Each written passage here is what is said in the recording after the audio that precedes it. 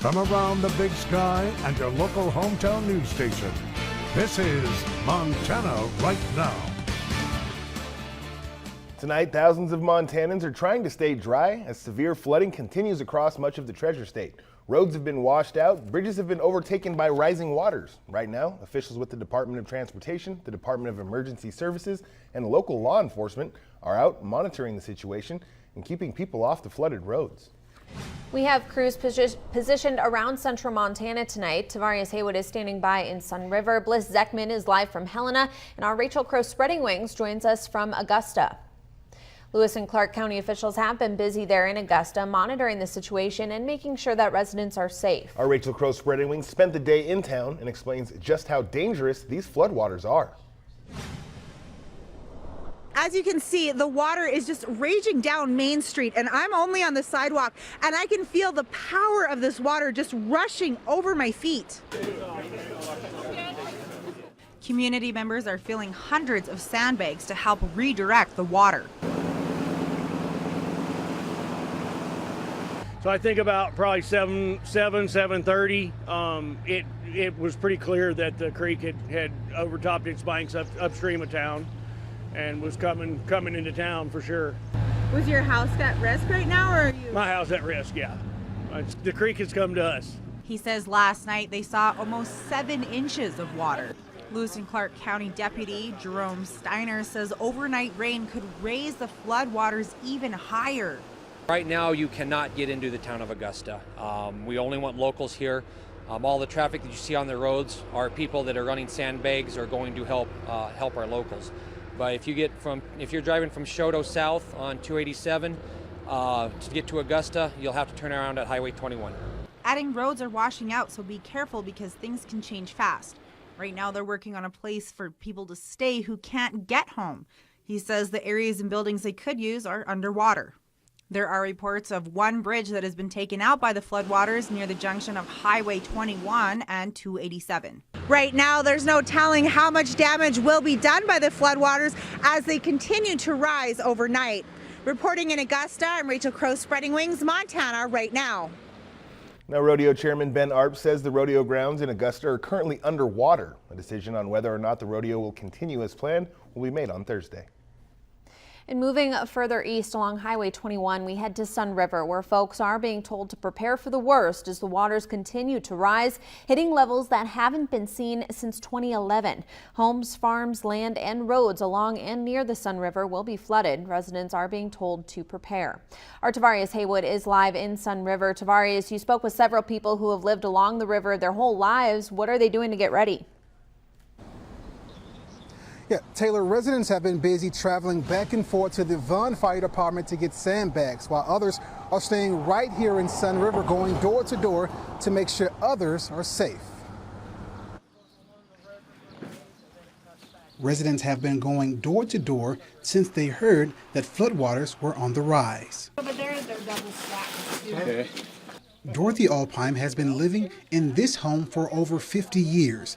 She told me off camera that she has been staying with her son, Steve Alpine, for the past 3 weeks because of the last flooding event.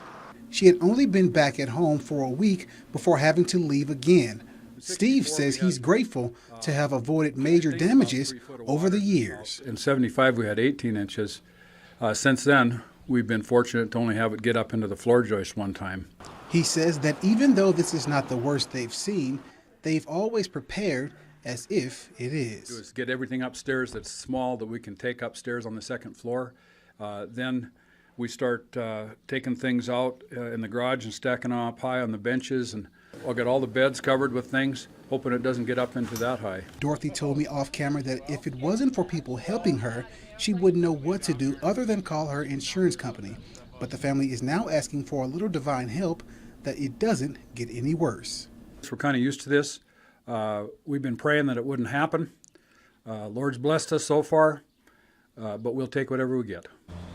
Now, according to the National Weather Service, portions of northwest Cascade County will remain under a flood warning until further notice. In the meantime, if you do come in contact with flooded roads, do not attempt to cross. Also, In Shoto, the Red Cross will be offering shelter for those in need at 7 o'clock.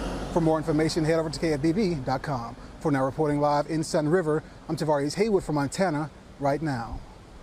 Sticking with our flood coverage, we move to the capital city, which hasn't been spared by any of the flooding. For the second time in 2 months, several residential areas are filling up with flood water. Our Bliss Zeckman is live at McHugh Lane, and where waters are making it difficult for some people to get out of their driveway. Bliss, many residents thought they were done with the flooding, but that doesn't seem to be the case. Ty, they thought it was over last month when the county decided to dismantle a beaver dam on 10 Mile Creek to help the water flow through there. But overnight, the water is back, and in some areas, it's waist deep. When Irene Strauss journeyed on her daily walk this morning, some areas started to collect water, but there was nothing too serious. So she kept heading north on McHugh. But when she started to turn home, it was a completely different scene. And by the time I came back, there were a good 2-3 inches of water running over McHugh. So I got sopping wet coming home because that's the only way to come home. The National Weather Service says 10 Mile Creek has had high elevation levels for a couple of days now. In the wee hours of the morning, the creek probably spilled over, which is causing this mess. But residents have their own suspicions. It was crazy how fast it came up, and it seems kind of hard to believe that it's just from water, so from the rain. So I'm wondering if maybe it's not melting some of the upper snow levels too and bringing them down. NWS says it's likely the situation is going to get worse before it gets better. More rain is expected to pour down today. But the sun's coming out tomorrow, which should clear off some of the water on the road. But that doesn't help the residents who say they have 4 feet of water standing in their basements. I don't think they're going to have a normal summer this year, because here we are at the end, getting towards the end of June, and it's still coming down like this. It's crazy. Luckily, Strauss's home hasn't been hit by the floods just yet, but she's on the lookout. She and her family have lived in the area for more than 5 years now, and she says she's never seen such persistent and devastating floods. These folks behind me here have had to rebuild their driveway 4 times just this year. They thought that they were done, but it looks like they're going to have to call the construction crews yet again. Live in Helena, I'm Bliss Zeckman, Montana Right Now. I'll send it back to you. All right, now with all of this flooding, the question on everyone's mind is, when will it end? Chief Meteorologist Ted King is standing by. Ted, any clear answer for us? Well, yeah, actually, we're going to get a bit of a break tomorrow. Okay, so some good news there. And boy, I'll tell you what, some pretty serious stuff out there. On Saturday alone, some areas near the Rocky Mountain front saw up to 4 inches plus of rain. That was Saturday alone. So, and then there's today. But anyway, there is more weather, I'm afraid, in the 7-day forecast. But first, let's step outside, show you what's going on. You probably get a pretty good guess here. Lots of clouds, still some rain happening here in the Great Falls area. But the rain will end overnight tonight. There'll be areas of fog. Temps mostly in the 40s. Hey, some sunshine. I think that deserves an exclamation point for tomorrow. Still a chance for a shower. And then Thursday, thunderstorms are possible, particularly later in the day, but more on all that in a little bit. Still some flood advisories, flood warnings out for parts of the region, parts of central Montana up towards the Rocky Mountain front and on the other side of the divide. Big Sky Viper radar shows the counterclockwise swirl, upper level area of low pressure responsible for the rain right now. There are your highs well below average for today, and the forecast lows tomorrow morning 40s and low 50. Currently we're at 58 with the rain here in Great Falls, and Helena right now overcast 59 degrees. 7-day forecast coming up in a little while. Ty? All right, Ted, we'll see you soon. An update to a story we first brought to you on our website, KFBB.com. A group of hikers had to be airlifted out of the Scapegoat Wilderness early this morning after they couldn't cross the Dearborn River thanks to floodwaters. The Lewis and Clark County Sheriff's Office received the call for the group around 8 Monday night. They were able to contact authorities via satellite phone. The group was traveling with an outfitting group to enjoy some horseback riding and camping. The Sheriff's Office says the rain and water washed out their campsites and the group was stranded. 2 Bear Air was called in to assist and airlift them out. The Lewis and Clark Sheriff's Department urges anyone going out into the state's wilderness to be prepared for the changing weather. Look ahead to the weather if you could, and just be wary of where you're at, because we've had a couple of people that ended up getting turned around and lost also. So. Now, as we mentioned, the group was airlifted to Augusta. We're told no one was injured, but 3 of the outfitters did stay back with the horses until they were able to get out. In military news, it's a historic day at Malmstrom Air Force Base as one commander passes on a flag signifying a change of leadership. Our Katie Tursick is outside the gates of Malmstrom with the full story.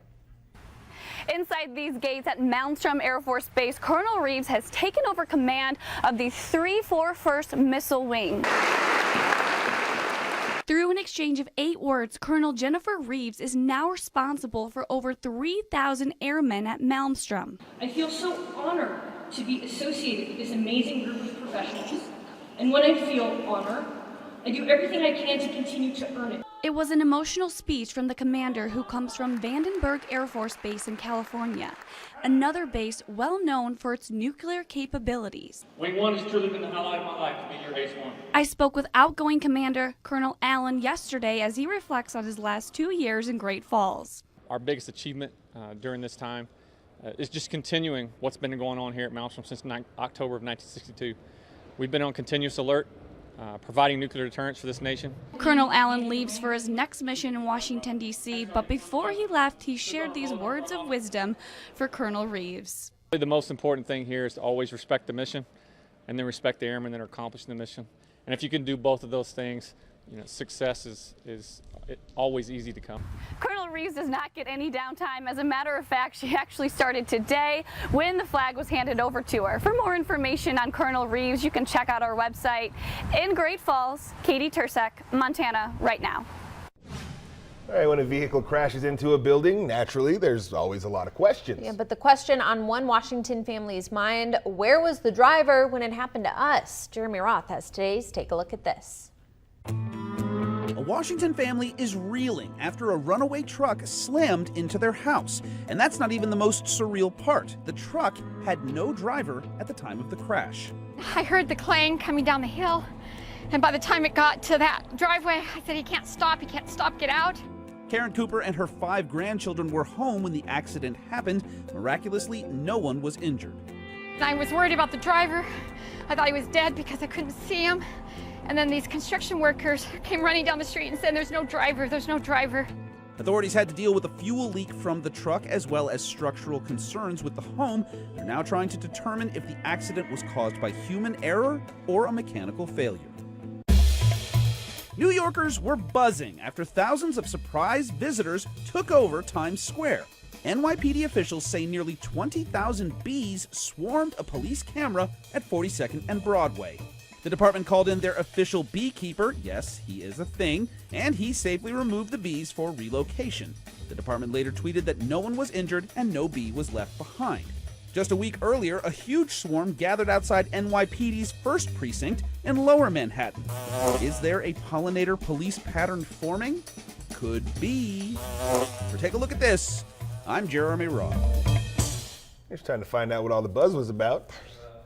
No, but the bee puns. Yes. Come on. Got to keep them coming. How about that truck? We've done stories about the Ubers with the no drivers, and that's scary stuff. That's terrifying. I couldn't imagine being that grandmother. You could tell she was shaking even in the interview, so I'm glad that everyone is safe and okay. Absolutely. So reminder, get a driver if you have Uber and if you have trucks. I hope they have a driver. Or on construction sites, all of the above. Just have a driver. All right, still to come. Don't let the wet, rainy conditions fool you. Fire season is expected to be above average this year. After the break, we explain why some volunteer fire departments have to battle more than